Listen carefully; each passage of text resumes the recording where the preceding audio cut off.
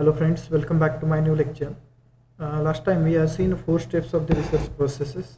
In that, the first step was solving the problem or definition of formulation of problems. Right here, formulation of problem, that was the first step involved. Next step is the literature review. Literature review. Third step in the process is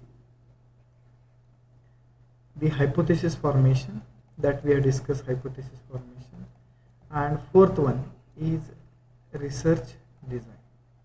Research design. Okay, these are the four steps which we have already seen in case of research process. Now we are moving for the next, that is the fifth process, in which we are going to see the determination of sample size. When we go for doing an experimentation, in the experimentation it is expected to test some of the samples, and for testing the samples we have to decide the sample size. How to decide the sample size, these things we are going to discuss in this particular lecture. Let us see. All that term under consideration in any field of inquiry constitutes a universe or population. Universe or population is the collection of all data. It's collection of all data. Let's consider I want to study the petrol on a petrol pump. So if I consider in our city there is 1000 petrol pumps are there. 1000 is a population or universe on which we have to test the data. Okay, then what is written here is a complete enumeration of all atom in a population is known as a census inquiry. It can be presumed that in such an inquiry, when all atoms are covered, no element of chance is left and highest accuracy is obtained, but in practice this may not be true. Okay, so when we have to test a petrol on 1000 petrol pump, it's not possible to go to the 1000 petrol pump and test the petrol. So we have to decide on sample size. Why we have to decide a sample size? Because I want to save money, time and other things. So for that purpose sampling is done. Now how sampling is done, let's see. Beside this type of inquiry involves a great deal of time and money. Just now I had told time and money and energy also. So when we go for testing of any sampling, there is a consumption of time, there is a consumption of money, there is consumption of energy also. Hence quite often we select only a few atoms from the universe for our study purpose. The atom selected constitute what is technically called as a sample. The atom which we select for the testing is called a sample, and on the sample quality I am going to judge the population quality. Population quality means what? Population is collection of all data from which I select a sample.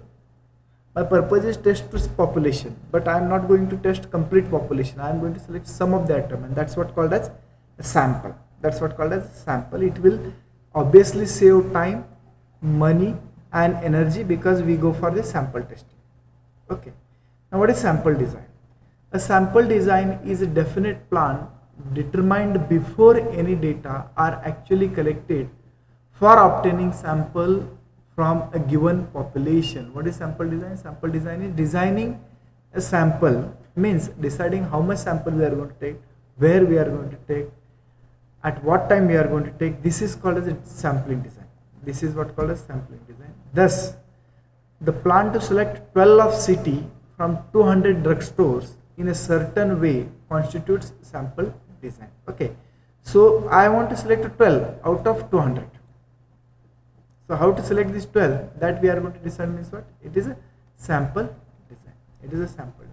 Important sample designs. Now these are actually types of sample designs. There is deliberate sampling, simple random sampling, systematic sampling, stratified sampling, quota sampling, cluster sampling, multi-stage sampling, sequential sampling. These are various types of the sampling, and these are important, right? Other than this, there are many types, but these are considered to be important sampling. When you go for a research, and in the research, obviously you are going to do a sampling of any one method out of this. Okay, that's what important type of sampling. Now We are going to discuss each sampling in detail. We are going to discuss the meaning of each of the sampling in detail. In that, there is first deliberate sampling. What is deliberate sampling? In deliberate sampling, there is first type is convenience sampling. When population element are selected for inclusion in the sample based on ease of access, it can be called as a convenience sampling. By the name itself, we can understand convenience means what? Easy for doing. So if you are selecting a sample by considering the base as ease of access, by considering base as what? Ease of access, then it is called as a convenience sampling. Then it is called as convenience sampling. Example is given here. For example, if a researcher wishes to secure data from say gasoline buyer, he may select a fixed number of petrol stations and may conduct interviews of these stations. This would be an example of convenience sample of gasoline buyer.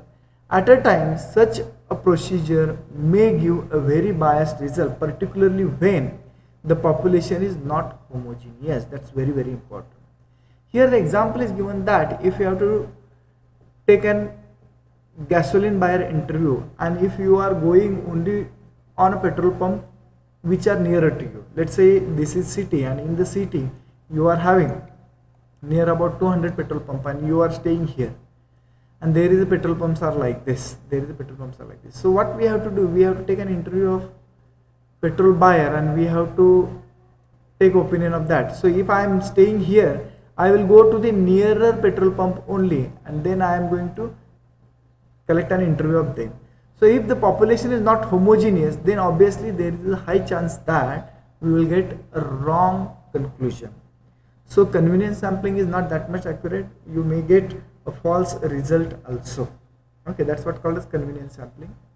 Then judgmental sampling. Now what is judgmental sampling? On the other hand, judgment sampling is a researcher judgment is used for selecting atom which he considered as representative of population. So here researcher is going to use his judgment whether I should go for a nearer petrol pump, whether I should go for long distance petrol pump, because he will study that whether population is homogeneous, whether if I go for convenient petrol pump, whether it is going to be effect on the conclusion. That judgment will be decided by researcher, and then he will decide the population. Such kind of population, such kind of sampling is called as judgmental sampling. Judgmental sampling. For example is given. A judgment sampling of college student might be taken to secure a reaction of new method of teaching. Judgment sampling is used quite frequently in the qualitative research. This already we have discussed. This is a qualitative research. In case of qualitative research, already we have discussed. We are going to take opinion as important, feeling as important, impression as important. Okay, now opinion, feeling and impression, if it is important, obviously out of these, the collection of these together, we call it as what? Judgment. So judgmental sampling is most widely used in a qualitative research. Judgmental sampling is most widely used in a qualitative research. This was the first type of sampling, in which deliberate sampling, there is a first type, convenience sampling, and second type what we have considered is judgment sampling. Okay. Now next type, simple random sampling. What is simple random sampling? Let's check. This type of sampling is known as a chance sampling or probability sampling. So the simple random is also known by chance sampling or probability sampling, where each and every atom in the population has equal chance of inclusion in the sample, and each of the possible sample in case of finite universe has the same probability of being selected. So if you are randomly selecting anything from the population, at that time the chance of getting selected in the sampling is the same throughout the universe, and we are considering universe as a homogeneous. Or population as a homogeneous.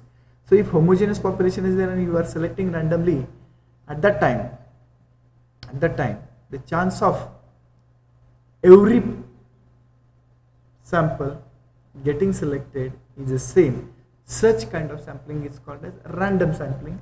Just we are going to select randomly from the population. The example is, if you have to select a 300 atom from the universe of 15,000 atoms, then we can put the names or numbers of all 15,000 atoms on a slip of paper and conduct lottery.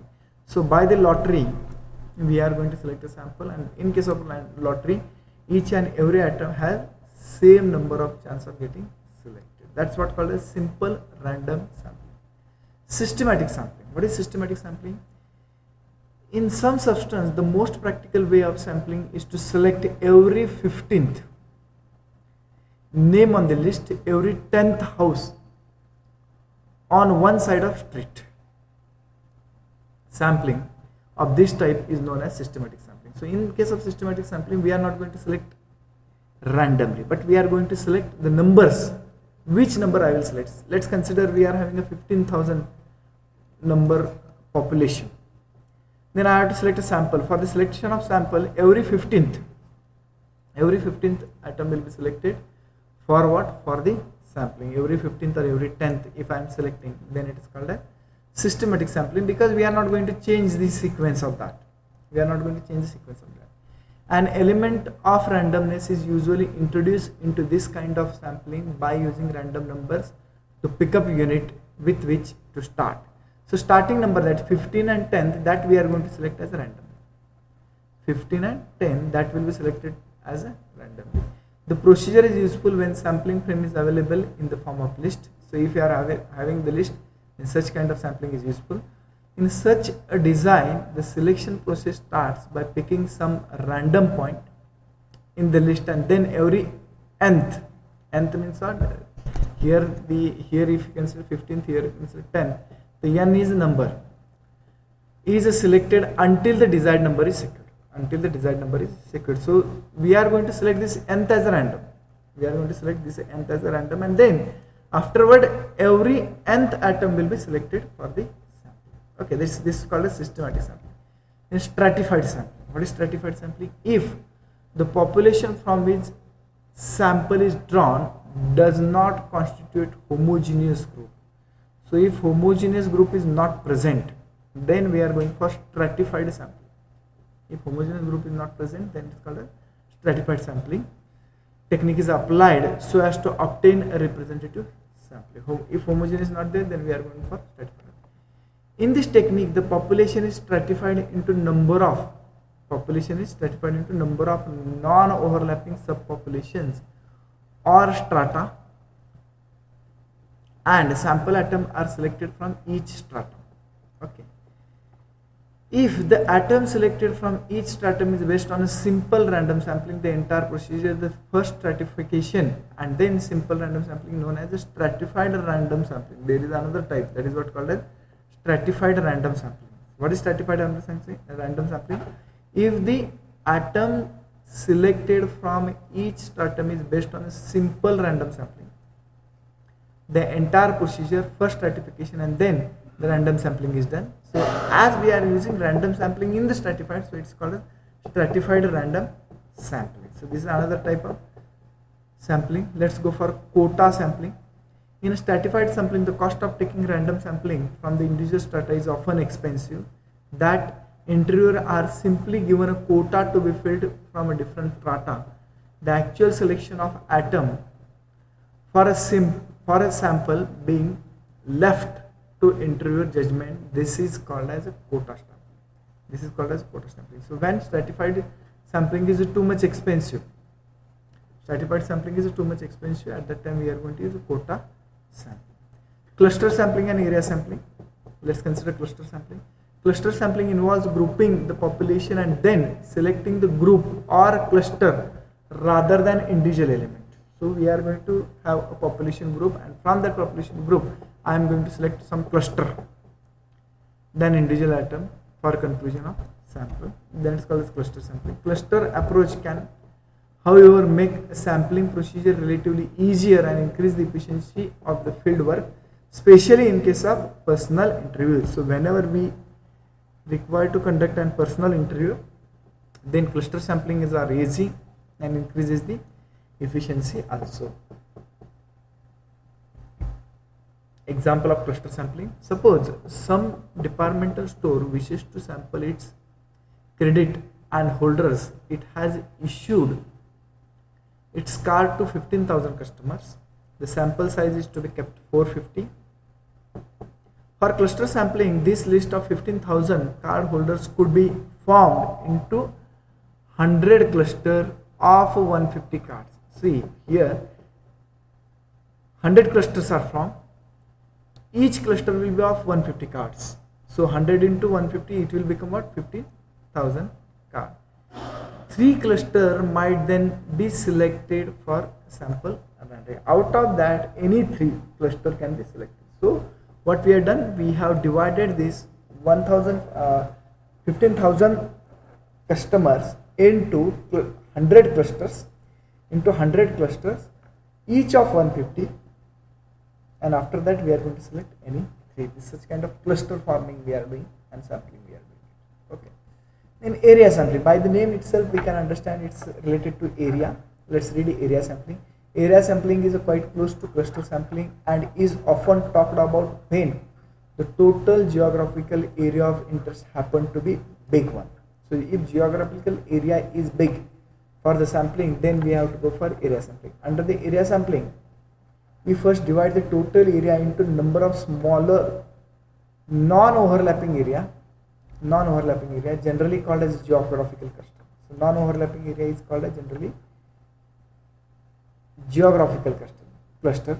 Then number of these smaller area are randomly selected and all units in this small area are included in the sampling. So area wise, if you are dividing the clusters, then it's called a geographical cluster, or it's also called as area sampling. These are some other type of the sampling: multi-stage sampling, sequential sampling. These two we can study, or you can go through this particular PPT. Multi-stage sampling and sequential sampling means what? You can study in detail by using the PPT.